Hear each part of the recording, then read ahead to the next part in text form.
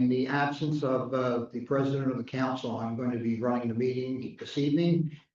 So we'll begin with our call to order. President Ferguson, Vice President Gerard, Here. Councilmember Burns, Here. Councilmember Fagan, Councilmember Weiss, here, Mayor Gerard, Here. Junior Councilperson, Here, Shauna DeCola.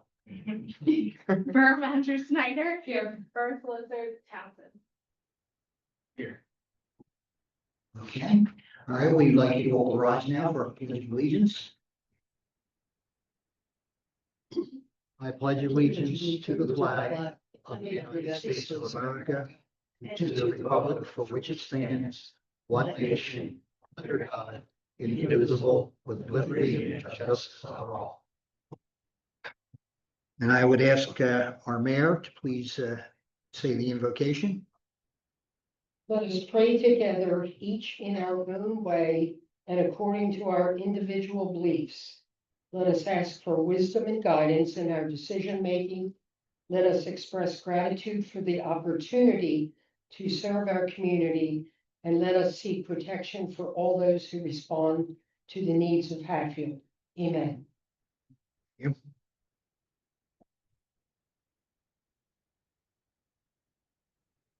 All right, everyone. Item number one, the approval of the meeting agenda. I'd like a motion to approve the agenda of the October 15th, 2025 regular meeting. So moved. It was moved by Councilman Burns and seconded by Councilman Weiss. All those in favor? Aye. Aye. Okay. Item two, the approval of the minutes. We need a motion to approve the minutes of the September 17th, 2025 workshop regular meeting. Second. I have a motion by Councilwoman Treasurer Weiss and seconded by Councilman Burns. Time. All those in favor? Aye. Okay. Public input. We would ask anybody here who is interested in making a statement or anything to please rise, state your name and address and the reason for addressing council. Yes, I can. Yeah, if you would just go over to the podium and hit the button there for the green light. Okay. Okay, I was going to address the council regarding these names. Would you please state your name and address within the borough? Thank you. Albert Borbeck, and my property is 452 South Main Street down the street. I talked to Jamie a little bit on this in the past, and haven't heard any definitive things back. And I bought a property 9-10 years ago. Uses about the same amount of water as it did then. Her high water bills from the salt that I purchased it from were at times higher than what mine were. And the township's coming back looking for $7,500, 3 more EDUs, additional hookups. And if you're doing research, an EDU, you're basing on 175 gallons. At the time which property was built, it obviously paid for EDUs. I see no records of what the gallonage was at that time. And currently, I know builders are trying to get the EDU limited down to 125 gallons per day. And currently the township does 175. In the past, I knew it was high as 200 and 325 in some areas of the state. So it's this arbitrary number that's getting changed. And I asked her, if I reduce water usage, would I get an EDU refunded? Never have understood on that. But what I'm looking at is basically property should be grandfathered in. Since when I purchased, it was using that quantity of water. The use of the building hasn't changed. And I understand the township going through looking at water consumption because business has changed the type of services, industrial buildings put more units, more employees, but I haven't changed. So I was looking to get grandfathered on this, situation with water consumption. Okay. What I'm going to do is I think I'm going to defer this to our council because he would have more information than I have at this point. So you would help us with this? Yes. Mr. Warwick, just so I'm clear, you're stating that you don't use more than one EDU per, No, the property uses just a hair over two EDUs worth of water, according to the current calculation. And I understand, I mean, I'm in construction, and EDU is for the development, and building of your, water and sewer plants. So at the time that property was built, did it pay for the EDU? This is kind of rare, because I can't even find because it's so old. This is like a 1940s or 1930s building. And at one point, it literally had a pizza parlor in it, but for almost all of its life that the lady owned it, that I bought it from, it's been a boarding house. And I got multiple tenants in there. Now, the only change that I've had in the last couple of years is I let couples live in a boarding. So I do have two couples living in the building because they can't even afford to live in Hatfield. And my problem is, you're pushing me, I don't want to push the tenants more. I already try and keep it as reasonable as I can. I mean, down in Lansdale, the average room down there is $50 more than I charge. So I got a good deal in the building. I try and pass that on to tenants, take good care of them. But now the township's telling them, saying, hey, you can go $7,500. okay, so, On what basis, like the building should be grandfathered? Use wasn't changed. And as I said, Jamie, should I be just getting an attorney? But I feel like I'd like to understand where it's coming from, why, how, and whether I should be. all right, so you mentioned several times here that you said use hasn't changed. It's been a boarding house. However, you stated that you are using more than one EDU. Yes. Is that correct? But it always has. In fact, I got the water records from North Penn before, and going back like 15 years ago, way long before I owned it, she had water spikes up and down, and her water consumption at times exceeded my highest consumption. So, we're talking about your property in particular, right? Yes. So are you of the opinion that because you've always used more than two, that you should only be charged for? Well, no, I don't believe I should be paying for any EDUs, as I purchased the building. If the township wished to do this, it should have been done with the previous owner. I should have been aware of that, and I purchased the building. Okay, so if you're disputing what the ordinance says, that's one matter. That doesn't seem. I'm looking to be grandfathered. I mean, it's an existing building, use hasn't changed. Okay, it's been a boarding house, it has for freaking 40+ years. So as Jamie has indicated in her emails to you, it's not based upon the change in use, it's the actual usage of the EDUs. And you said that you're currently using over two EDUs. Just that, mid to over 2. Okay. So So, it depends on the quarter, some quarters it's below, it's over. I think they did a 2-year total, and I did find one running toilet, so I addressed that. I put on a few, I've upgraded shower heads, faucets, everything, and trying to look at reducing a little bit of water consumption there and make sure I'm under 2. But I still look at it as, when that property was built, who says it didn't pay for an EDU that was 700 gallons of water a day? Or what happens when you folks decide, well, we're passing a new ordinance, it's 125 gallons per EDU? Problem is, if I purchased an EDU that was 600 gallons a day when the building was created, it should carry that EDU because it paid for that consumption of sewer plant. And I'm looking for documentation from the township saying what the EDU, when that building was built, and what the water volume it was allowed. Because could have had a 500 gallon a day EDU. An EDU, if that building was purchased, that person paid for a 500 gallon a day EDU. That's what I own, that's what I had. so unfortunately, Jamie has sent you the ordinances, and you read the ordinances. I read through it and I checked it. It's crazy how an EDU rating changes all over the state. There's other locales in the state where an EDU is 225 gallons. And I'm definitely under 2 EDUs as well, but it's just the point of what was paid for when that property was built. what was its privilege to put into the sewer plant? Just because the township changes EDU limits doesn't mean you get up everybody's charge. The example was, as I said, builders were pushing for 125 gallon day EDUs on an average development because that cost the builder less for the EDUs because it gets spread over more homes. It's just a way for the builders to save money. So I'm just looking at why is EDU limit going down in Pennsylvania and you're coming back and saying, hey, you're using more than an EDU. What my property purchased for an EDU, I want you to prove and show me is what I'm asking. So you're saying that you want the borough to prove that you're using, No, what the purchase of the, when you build a property, you have to buy an EDU. An EDU is relevant to how many gallons of consumption or sewer you're putting out. That property in the day probably had an EDU of at least 300 gallons a day when it was built. you say probably had a, Find the records, that's in the township side. This is very hard stuff. You do not find this in Google and online. okay, It's all in the township backside records.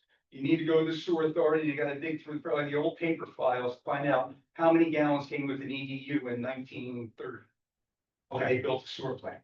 so are you saying that the township, the borough is charging you for bad EDU usage or no? No, they're trying to tell me I should be paying for 175 gallon per day EDUs. Well, the property might already have a 300 gallon a day EDU. Okay, so if you're saying that you don't agree that it should be 175, is that, I'm saying what I purchased, like, let's say you built a house 15 years ago, gallonage was you get 200 gallons per day EDU. Now all of a sudden the sewer authority's lowering it to 175. Well, if you purchase a 200 gallon EDU, you paid a premium dollar to put more sewage into that plant. And that's what I'm saying. This property, I don't know what EDU it received in a day, what its gallonage rate, and I can guarantee the township has lowered its EDU gallonage over time. I'm seeing it all over the state at different variations and reading how it's been decreased. And builders are right now pushing for Pennsylvania to push down 125 gallons. So you go to 125 gallons, you're gonna come in and say, oh, no, you own another EDU now. okay, but currently, You just didn't change the building. okay, so I just wanted to give you, your space to voice your concerns here. I'm gonna take your information. And we will be in touch. Kate Harper, who's the solicitor, will be in touch and we'll research this for you, just to make sure that we're all on the same page. I want to confirm that you have received emails from Jamie Snyder regarding your meeting. I got a letter right here telling me what you want to do. I talked to Jamie. She was gonna try and talk to council and see, but I have talked to her. I feel like I need to come in, explain the situation to council, show them what I have and why I'm asking. I understand she was explaining the industrial. They went through the township. There's a lot of changes in the industrial side where, we got 50 more employees in a building. Well, there's a lot more to use compared to a warehouse. So that makes sense. Usage change. I feel like in the township ordinance, it should be if there's a change of usage, you should be able to adjust EDU. So, again, we're giving you your space to voice your concerns. As I see it, I've reviewed everything from Jamie Snyder who sent you. The ordinances are correct. I don't see that you're disputing the actual ordinance or 175 as the limit. Yeah, I'm disputing the limit. You The 175 limit is what my property paid for when it was built.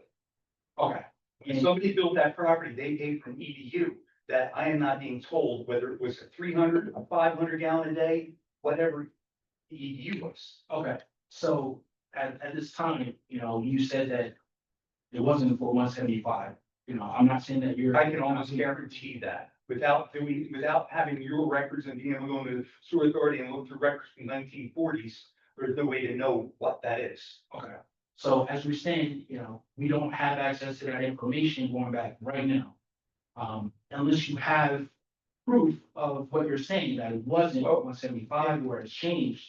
Well, that's for the current price. Current prices for the EDU is for 175 gallons of usage of a sewer plant. That's the current. If I wanted to buy an EDU right now, that's what I get, 175 gallons. But previously, those rates were a lot higher. People could consume a lot more. The toilet placed 3 times as much. Water waste was a lot heavier in the older days because you felt like they needed it to wash it through the sewer lines, I guess. And that has changed over time.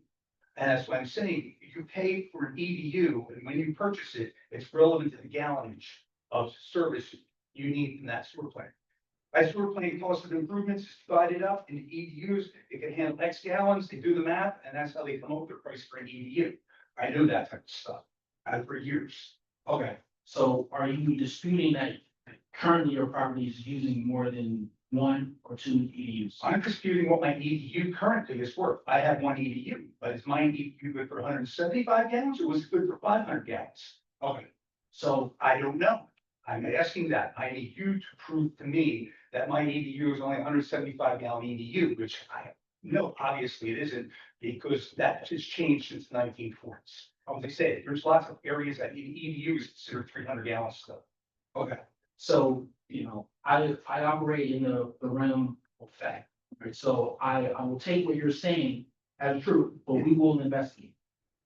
Can I get your contact information? Yeah, And we, Kate Parker and I will be in touch I to, can write down with you, but I think, and that's where I wanted to educate the council on the aspect of what an EDU is, that you're paying for the ability to put X number of gallons to the sewer plant. And when you buy an EDU, you're buying relevant to that gallonage, you pay accordingly. okay, And that changes, and that's where this property being so old could have an EDU that be a very high EDU. And considering the usage hasn't changed, I feel like it should be grandfathered in just on that. okay, so just so I'm clear, you're saying that your property should not be subject to the 175 EDU. I should not be charged for any EDUs. Shouldn't charge for any. It's, an EDU has been paid for. I should not have to pay for another EDU. I did not build anything. I did not change anything. I did not turn it into something other than what it was. And just happening here, you're saying that you don't need to use or agree.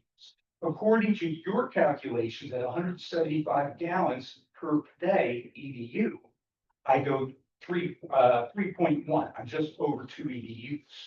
Okay.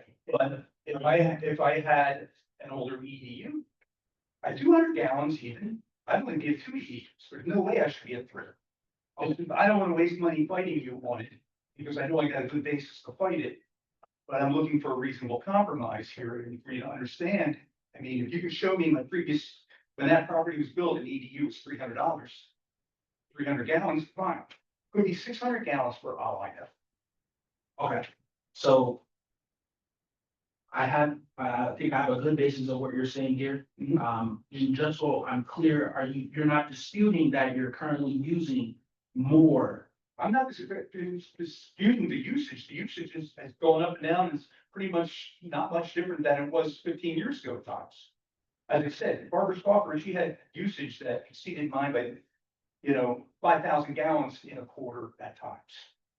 Obviously, toilets running or something like that. And at times hers was lower. I mean, my usage is up compared to hers a little bit. As I said, I have 2 additional people in the building, it's couples. And I upgraded the quality of my tenants so that they actually take showers and stuff. Okay, my last question for you you're not saying that the borough is, singling you out or anything like that? I'm in a unique situation because I'm residential, and if you're talking to Jamie, it sounded like it was pretty much all commercial, industrial type properties. They were adjusting the EDUs on. I'm just this odd residential one that they saw the higher consumption on. Okay, so you're aware that they did do an audit of Yes. several properties, not just yours? Yes. Okay. So, how far back they did the audit, I don't know. They obviously didn't go back and look at Barbara's usage back 10, 15 years ago. They were only looking, from what I gathered, the last 2 years. And if you went back and looked at 15-year usage, the usage isn't that far off. Okay. So, Thank you. I have the information. thank you for listening. We get your contact. Yeah, all right, I think it ends. All right. I mean, well, I'm staying this week. Thank you. All right, thank you. All right, item number 4, announcements. Next council meeting is November 5th workshop, November 19th regular meeting at 7 PM in council chamber. The planning commission is scheduled to meet on Monday, October 27th at 6 PM in council chambers. PEROC is scheduled to meet Wednesday, October 22nd at 8 AM in council chambers. Leaf bag collection starts Monday, October 27th and will continue every Monday through December 1st. Halloween happy event is scheduled for Friday, October 31st from 4:30 PM to 5:30 PM at the Borough Office. And the fall budget and projects town hall meeting will be held November 12th at 7 PM in council chambers. And I want to add that I would like to schedule a mini cleanup of the Liberty Bell Trail on November 8th from around 9 o'clock to 10:30, 11. We will have this posted, and I invite you all to come with me there. And we can clean up the trail, which really needs cleaning up, I think. And you're all invited to come. Thanks.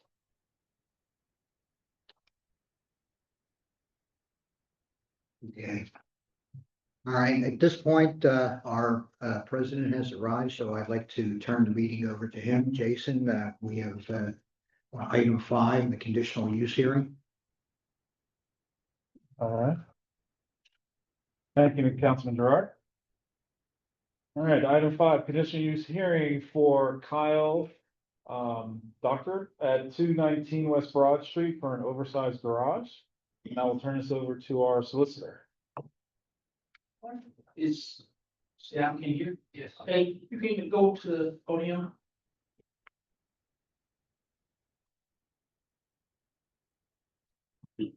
Hello. Alrighty, we are here on a conditional use hearing for Mr. Kyle Cordray. Did I say your name right? Cordray, yes, right. Cordray, and the property is at 219 West Broad Street. And the application is for the oversized garage, correct? Yes, sir. Alright, we have a court reporter here, it's not stenographer, so make sure you keep your voice up. And whenever I'm speaking, just wait for me to finish, because he needs to get everything down. We just want to make sure we have clean right. Sure. Okay, so to start, we have exhibit B1, Borough 1. This is proof of affidavit of publication of this public meeting. And I would like to enter that into the record. We also have B2, which is a garage permit rejection letter. Sent on July 14th, 2025. This is from the zoning enforcement officer, Robert Hill. He instructed me to apply for conditional use. I also have A1, which is the conditional use application from Mr. Gordon. And we have an A2, which is a home occupation application. And we have a B3, which is a letter from Mr. Hill regarding the home occupation. And it's the application that he's received. And again, A3 was the actual permit that was issued. And lastly, we have one more exhibit here in the packet, which would have been, I mentioned B3, which was the permit, the letter from Mr. Hill, and then A3 was the permit. All right. Starting with your application, could you explain to us where you're seeking, so that your neighbors and public can know where you're going? Sure. Let me swear you first. Raise your right hand. Do you solemnly swear affirm this about to get this proceeding with the truth, the whole truth, truth? Yes, sir. You're, and you are Kyle the courtier. Yes, sir. So I work with custom motorcycles, and what I do is I make custom parts for them, mainly in the racing industry. I currently I need some more space for what I do. And that's why I'm seeking the additional space for the garage. All right, and just so we're clear, we're looking at A3, sorry, at B3 here. And we just want to make sure this is classified, it will not be classified as a home occupation as, automotive or motorcycle repair, right? Correct. I understand that you're just customizing parts. That's correct. Okay. Yeah, that. Lastly, here, so we have the permit, which would be A3, which is a no impact home-based business here. Yeah. And I just have a few questions for you, just to make sure that we are on the same page here. Just want to confirm that there are no employees, That's correct. all right? Do you have any signs for selling of the parts or retail goods? No, sir. What does the outside of the garage look? It's a finished, steel sided garage. It matches, pretty much to that brick house that is on the same property. Has a slate bottom and then the top is red, matches the house with a stone foundation and a brick walls. Okay, and you don't have any parking signs or anything like that? No, sir. What about the actual, equipment that you use? Does it make any loud noises, vibrations? Not very loud. Most machines are welders, they run quiet. There may be a small air compressor running. Outside of that, no major noises. Okay, and what about fumes or odors or electrical interference? You don't have any of those going on here? No, sir. Okay. And we have here that, you're applying for the conditional use here, and we're gonna say, versus section 2790, home occupation, and engineering customization. All right, and I want to make sure that we made sure that the exterior of the building, there was no signs of for sale, or you don't have any. Do you have any customers coming into the shop? Not usually. But at any time, it's maybe to drop something off or pick something up. And just so I'm also clear on this here, Mr. Hell, has said that you are in compliance with the setback, with everything. The other zoning restrictions, you're in compliance, so you agree with that? Yes, sir. Okay. And give me one moment.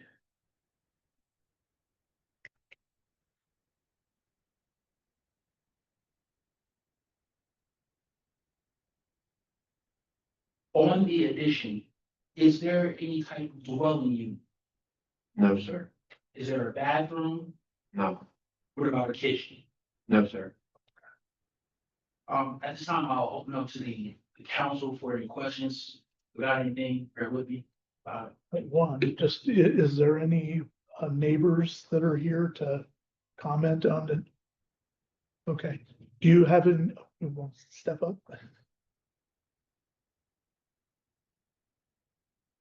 Your name and address? Debbie Stevens, 221.5 West Broad Street, Stevens.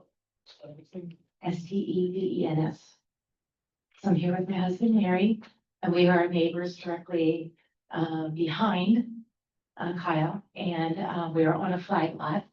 And we just came to throw our support for this project. He's a wonderful neighbor. He's very concerned about noise, and there's rarely any noise. So we just wanted to say that we support his addition. So you have no concerns or objections No. to, okay, that's my only question. Sorry. At this time, I will ask if there's any other comment on this. Matter? I just have one question. I'm sorry. So Kyle, so you own the house on the property as well, right? Yes, sir. And there's no intention or anything to sell anytime in the near future? Not that I'm aware of. Okay. I would hope you do it. Okay, that's all I have. The comment is straight from Mr. President, for vote if you like. I would recommend that, set conditions that it stays, no dwelling on the addition. And that it remains in compliance with Mr. Hell's, home occupation permit.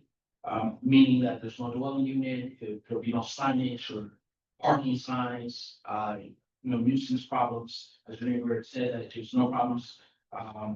Additionally, that there will be, no bathroom or kitchen installed. And that it will be in accordance with the testimony and application exhibits that is submitted.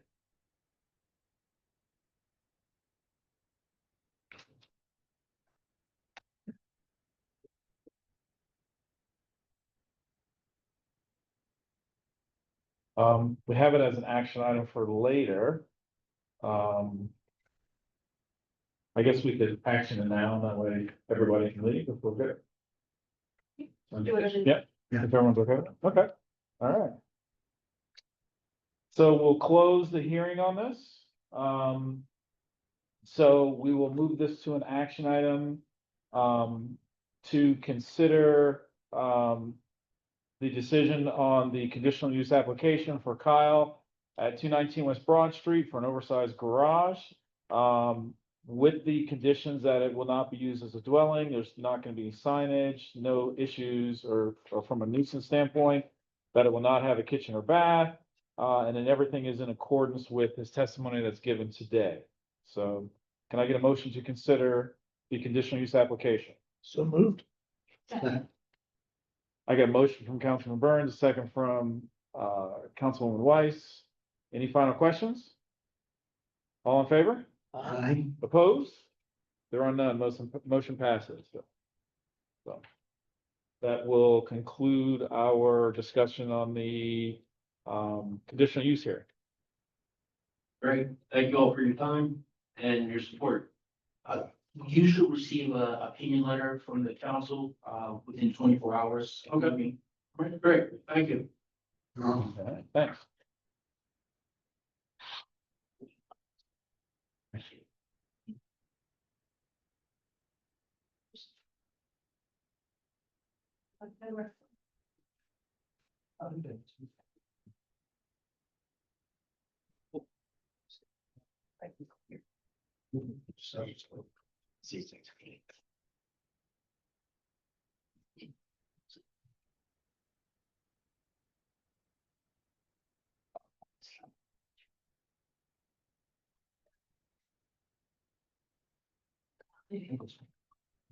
Have to wait.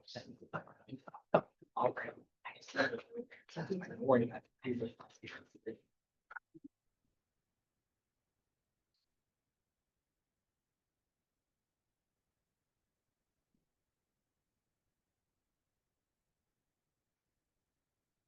All right, if we're done with that, we'll go on to item 6, our public hearing on ordinance number 559, amending chapter 5, Code of Ordinances for residential and non-residential property inspection programs. Mr. Solicitor, I will turn it back over to you again. All right, one moment here. All right, so we have the ordinance. Papers.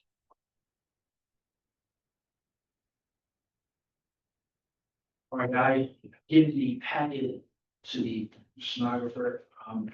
Exhibit A, B1 is the proof of publication. And we also have the ordinance as an exhibit in this. Correct. As it stands, the ordinance. Ordinance 559 related to property inspection programs. A brief overview of what the ordinance is, it's up on the screen here. Section 5208 requires annual registration of all non-residentially used properties and all residential rental properties. That's also in section 402. Sections 403 and 404 every three, with no less than perennial inspections for residential rental units and any change of tenant or ownership. Now, if I don't know about you, but I like to speak in layman's terms. That means every 3 years, property needs to be inspected if it's a rental property, or if you have a new tenant, you have to get an inspection. The other pertinent portions of the ordinance is the maintenance requirements for residential units. However, the borough does not waive liability. The borough waives liability. They're not warranting that their inspections means about the code and all of those things. Also, there will be violations and penalties for failure to register, and the cost will be $300 plus the cost of litigation. However, this ordinance does not apply to properties that provide medical and nursing services. Additionally, failure to provide access or refusal to provide access to the property for inspection will be deemed a violation. And for each separate offense, each day that you're in violation is a separate offense. And lastly, the borough can, but is not required to make repairs. If the borough does decide to make repairs, it will charge you for the repairs plus a 10%. At this time, does anyone have any questions concerning ordinance number 559? Yes. We stand and say. So, Okay. it's Or for, I'm sorry, for R1 okay. Yes. Address. Address 114 Drive, Hatfield, PA. On this ordinance, I was just seeing in the Township magazine, it didn't say interior inspection. My problem is with interior inspections of properties, not just in this town, but in other townships. Like Souderton, somebody doesn't want to go in there, Steve's nice, he goes, okay, I understand. Constitutionally, you don't have a right to inspect inside of a unit. If my tenant says no, I can't let you in. You're talking about a penalty for not being able to inspect. Is it applying to that? Yes, so we're talking about residential units that are rental properties. So the ordinance does talk about interior, in terms of the actual unit, the exterior of the property, and the common areas, which that would mean the hallways and stairwells outside. Now, in terms of the inspection, we're talking about fire safety, plumbing, heating, things like that. And your question is if the tenant is not allowed. Says no, I don't let you guys in. Are you gonna penalize me for that? Under the ordinance, yes, you will be in That's violation. against the Constitution. Okay, I don't wanna get my real estate group involved with you on that one, okay. because this gets in a real touchy one. Reading already got shot down, they can no longer do these home inspections because of this stuff. I'm sorry, you said who? Reading was shot down. Reading, PA, they used to do the inspections. They got shot down on it. And I'm sorry, I'm not knocking on somebody's door and then letting an inspector in, because when people don't answer the door, they're quite often doing something that you don't want to see. Okay, so, And I know this happens. I've heard it from inspectors. so again, this is every 3 years, I'm aware of that. and if there's a change in tenants. So if there's a change in tenants, that means there will be no tenant in the property. But every 3 years, this will be an inspection. Okay, now the next question I have is, we had a boarding house. I wanted to view in the township. He classified me as commercial. At what point do I have to be asking, giving you inspections? I'm sorry, Will. It's a boarding house. Am I excluded from that as a boarding house, the residential aspect? Because I pay for my inspection based upon a commercial. So, is it your position that even though it's rental units, It's, you should be subject so to? we go over the Marriott over here and do you inspect all the rooms over there? Yes, Do you inspect all the rooms in Marriott? hotels, boarding houses, lodges are subject So to inspection inspection. in Marriott, I guess you get to inspect mine, I suppose. I don't see how you could access a hotel room and somebody could be in it, renting a hotel. Or are you, where, people don't stay at a hotel permanently, correct? Okay, so then when I have an empty unit, I can let you inspect it, and every time I get a turnover, I bring somebody in to inspect. So if you have a tenant for 3 years, you know, within the 3-year limit, you would need to have an inspection. And then if you get a new tenant, every new tenant, you have to get an inspection. That's what I'm saying, when I get a new tenant inspect. Correct. But if that 3 year falls in the middle and I get a tenant that doesn't let you in, I'm not letting you in. That's constitutional there, I'm sorry. So, That's right, the first part of it. so are you stating that you don't have the right to access your? I don't have right access to that unit. Down in Portia, Well, we spend probably we're we're in Hatfield Borough here, so I we know, know, but this is- Hatfield Borough. yes, but I had a judge literally chew my butt out because I went in a unit after a tenant didn't respond for over 2 weeks to me. And I believe he moved most of his stuff out. And that judge said, I do not enter a unit. Whether I see blood flying, I call the police will call him and he will give approval to go into a unit. You don't have the right, nor do I, to enter anybody's private living dwelling Without permission, correct? without permission. And that's what I say. I have people that don't give permission. So I just to the point now, I just tell people because it's easier for me. If you don't want me to go in, just tell me. I can just tell them not to. Because I got 60 tenants. And to go pander to the township, wanting to go in every single unit of mine, wastes a lot of my time. My time is valuable. And it's very aggravating. I can see if I have violations, somebody complains about something. I feel like this ordinance that you guys are writing should only be implicated if a tenant calls and says, I have an issue, rather than going around policing the entire town. Okay, the building inspector can inspect the outside of properties driving by, can inspect the inside of a dwelling. That should not be done until a tenant actually requests it. That is their personal property, their personal space. How would you like it for somebody to have to come into your house?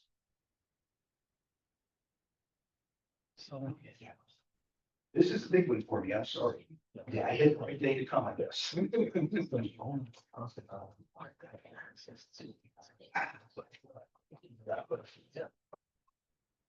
So, You're a lawyer, you know the Constitution. You're not allowed to go in someone's home. without permission, correct? So I just want to be clear here, correct? You're referring that you are commercial use. Well, this one's commercial.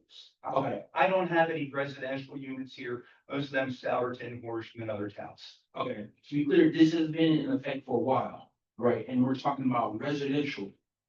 Correct, And, yeah. I'll be honest, the guys come by, I show them, he's told me, okay, you need a new fire extinguisher, whatever. I take care of whatever my deficiencies are, but if there are units that I don't, I can't let you in. They told me no. And usually the inspector is reasonable about it. But what I'm looking at is your ordinance should be addressing something like that. You're stepping over constitutional law there with that ordinance. Right, your concerns are noted here. I will forward them to Solicitor Kate on this. And I just want to be clear here that we're talking about residential here. Commercial uses are under separate inspections. A boarding house falls in a very, very gray area. Okay, it falls under innkeeper law. And you have judges in Bucks County that are out there telling people you live in a motel, yeah, you gotta be evicted, you have landlord rights. Okay, there's people marketing online as legal establishments to try and protect people in those situations. I actually called up and explained to them one day, you turn around, you give tenant rights to a boarding house. Those people aren't gonna be in there anymore because they can't come up with a security deposit for an entire month. Average boarding house charges a very small security deposit, a week or two. And if you turn around and any boarding homeowner who's caught under a change of law like that, would turn around and want to charge a fortune for a security deposit. They'd be charging first month, last month, and any other creative thing they can come up with. So it's a very weird little niche. I talked to the police department here and in Souderton, because I went in front of the judge in Souderton and he yelled at me, what am I in here for a boarding house for? Because I don't want upstairs. He goes, this is a boarding house. He's got a problem, you lock him out. That's the way a boarding house works, just like a hotel. And the Hatfield police now understand that. I had to go to them because they were coming around telling a tenant they had a right as a tenant, which is not true. They did come and correct the tenant paid very quickly. When you take away that protection that they can earn the landlord, my boarding house tenants are some of my best tenants. I moved them up into nice 1 and 2 bedroom apartments quite often because they prove their worth. It's a nice entry method to bring people from, not being able to rent, bad credit, you name it, et cetera, to show that they can, and it's a good step up thing that I think for people. So, but the going in people's homes, I just have a problem doing that. Well, especially after the stories I've heard, what people, inspectors have walked in and seen. And I just look at that's a liability for the township, because if an inspector walked in on me with my wife, I tell you, you'd be hung out to dry. And it's happened. Thank you for your comments, Mr. Wood. Okay, please fix that ordinance. A lot of liability for the township on that. Are there any other public comment concerning ordinance 559? No. All right, pass it back to the president. All right. All right, any questions from council on this?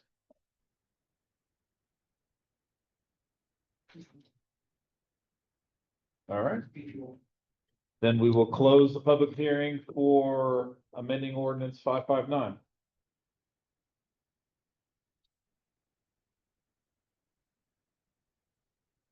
All right, we will go on to item number 7, new business and open discussions. First one and only one being the September 25th, or excuse me, September 2025 police reports.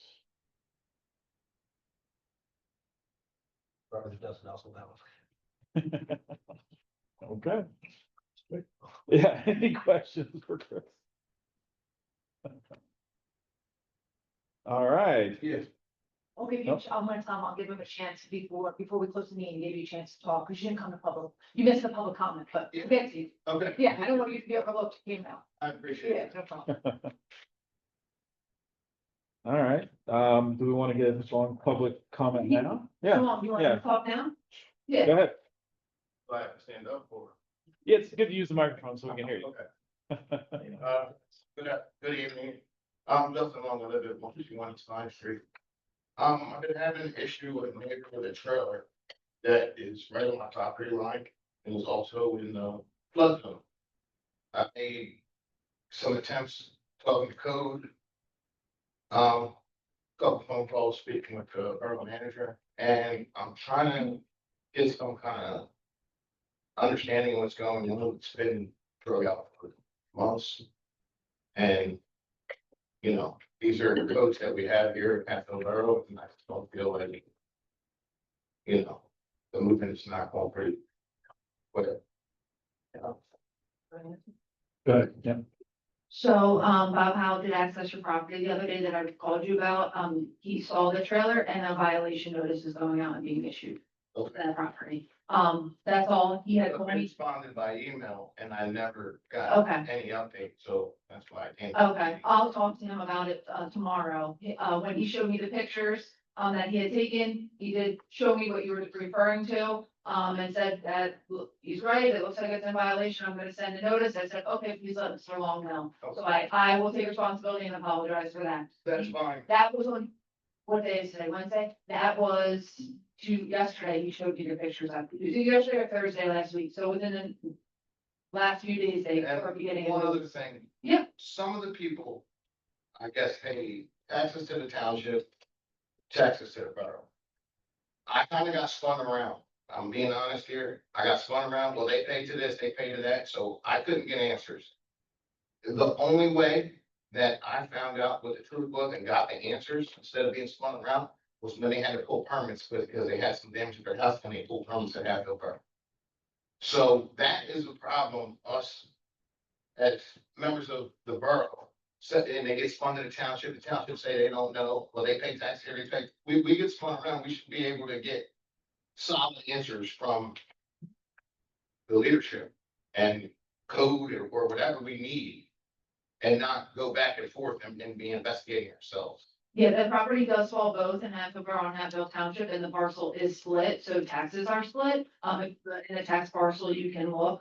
So the reason it has fallen back to the borough is because when that tree, was it a tree that fell into their house or whatever it was? But The township, that's yeah, the township where I. did not take responsibility for it and pushed it on the borough. So, we went through the permit process with them, they fixed whatever, so now Bob has taken it, since that last, was issued and it came, the township kind of pushed on the borough. Bobby said, we'll take it, we'll take responsibility for it, and he's gonna issue a notice of violation. The township pushed it Of on the us. membership, as members of this borough, we should at least be notified, like, if we have problems that, so we're not playing tennis between the two townships. Like, we should know what parcels deal with the borough and which ones deal with the township, too.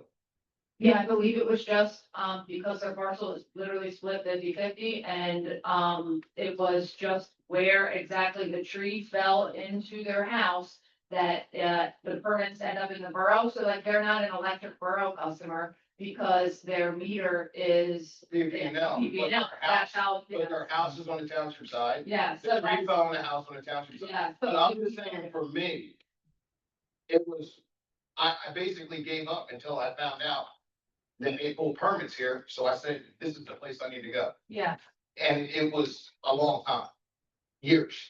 And it was several phone calls they made, and I was bounced around, so that shouldn't happen. Like, nobody tried to help me or nothing, they just said, no, we're not dealing with it, we're not dealing with it, we're not dealing with it, and I was back and forth with them. So, I'm just expressing my feelings right now, I'm happy that something's going, but even with me sending an email to both of you, I didn't get a response back on the email. I made several phone calls with certain issues, and it's just open phone talk, and nothing happens. So I'm just being honest here. That's all. And if we can do better, I'm not pointing fingers at anybody. I'm not saying you, because it was even before you came here too. yeah, no, I will take full So I'm not, responsibility. I'm I apologize. that's not what I'm looking for, but I'm just saying we can do better. Yeah, exactly right. We can do better and we will do better in the future. All right. And, we will make sure that that issue is addressed. Okay. I Thank you. appreciate you bringing it I forward. appreciate it.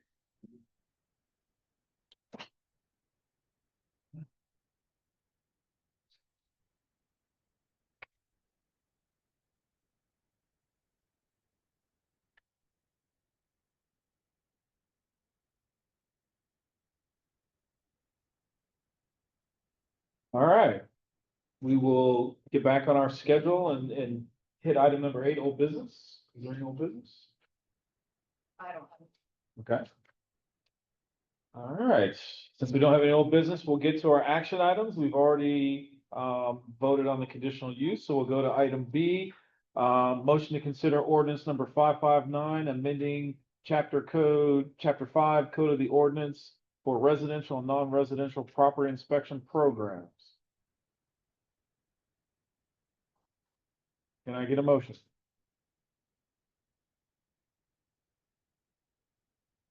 Sorry. So,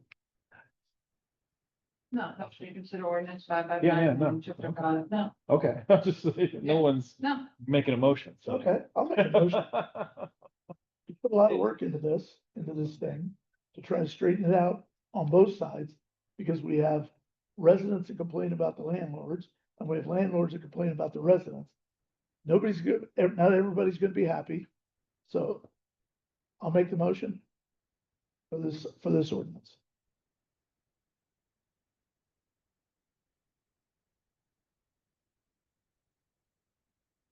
Do I have a second? I'll second it. All right, I have a motion from Councilman Burns, a second from Councilwoman Weiss. Any additional questions?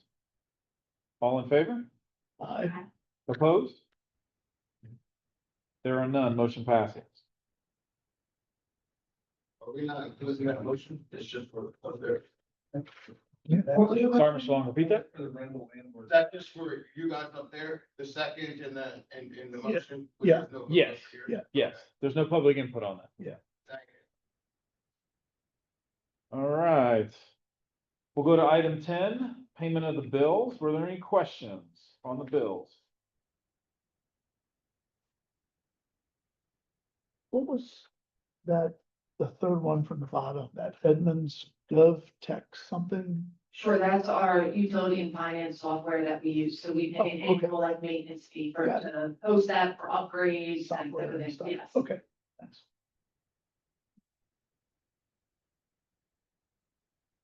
You guys pay property tax.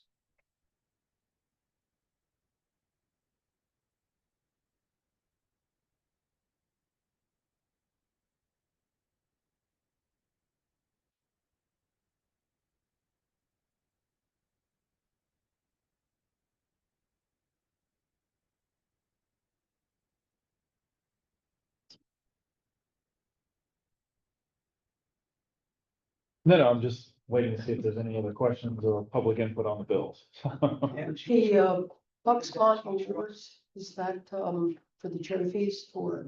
Yes.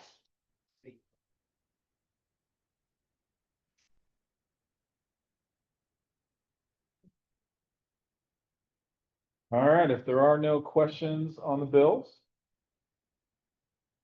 can I get a motion to approve payment of the bills? So moved. Second, Like a motion from Councilman Gerard, a second from Councilman Burns.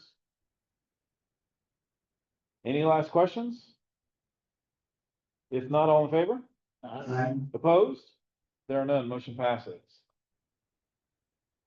Jane, executive session? Yeah. All right, so we will adjourn for an executive session to cover personnel, legal, or real estate matters. So can I get a motion to adjourn? Second. Got a motion from Councilman Weiss, a second from Councilman Gerard. All in favor? aye. Opposed? There are none, we are adjourned. Thank you, everybody.